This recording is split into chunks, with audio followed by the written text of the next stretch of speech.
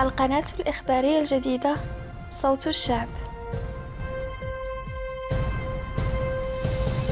تعكف الأغلبية الحكومية على إعداد ميثاقها الجديد بعد تشكيلها للجنة المشتركة المكونة من ممثلين عن أحزابها الستة، وذلك بهدف إخراجه في القريب العاجل لضمان العمل المشترك بين مكوناتها.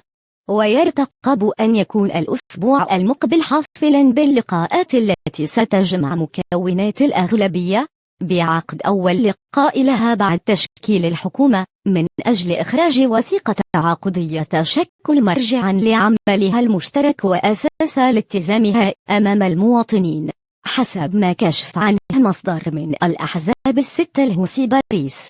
وتسعى أحزاب العدالة والتنمية والتجمع الوطني للأحرار والحركة الشعبية والاتحاد الاشتراكي للقوات الشعبية والاتحاد الدستوري والتقدم والاشتراكية إلى خلق جو من الاشتغال بين مكوناتها التي تختلف توجهاتها بين الإسلاميين واليساريين والليبراليين.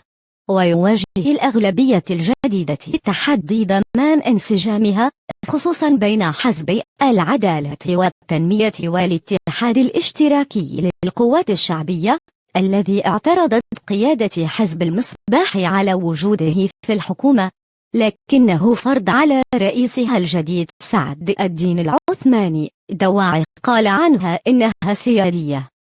وبدا واضحا أن العلاقة بين الحزبين لن تكون على ما يرام، وهو ما سجله يونس مجاهد الناطق الرسمي باسم حزب الورد عندما أكد في افتتاحية لجريدة حزبه أنه على حزب العدالة والتنمية وخاص غلاطه التواضع والإقرار بنسبيات موقعهم في الأغلبية والرضوخ للمنطق الموضوعي والواقع الذي جعل منهم رقما عاديا، مضيفا أنه لا يختلف كثيرا عن الأرقام الأخرى. أما غير هذا فيجب الرمي به ما ترك رئيس الحكومة عبد الإله بن كيران الذي كان وراء الأزمة التي تسببت في المأزق الذي كان يبدو بلا نهاية.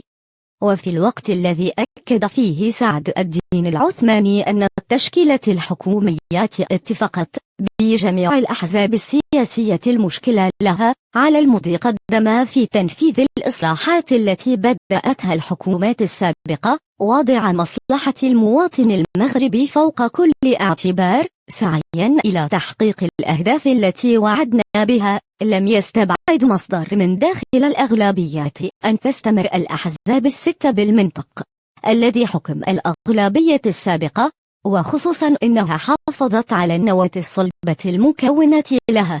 وقال مصدر سبريس إن الأغلبية ستسعى إلى تفعيل مقتضيات الدستور في اتجاه تحقيق مزيد من الإصلاحات وبناء الدولة الديمقراطية خدمة للمصالح العليا للوطن، مشددا على أهمية التنسيق والانسجام والتضامن في تحمل الأغلبيات مسؤولياتها الدستورية والسياسية لتدبير الشأن العام. إذا أعجبك الفيديو لا تنسى الضغط على زر إعجاب واشتراك وشارك ذلك مع أصدقائك. صوت الشعب.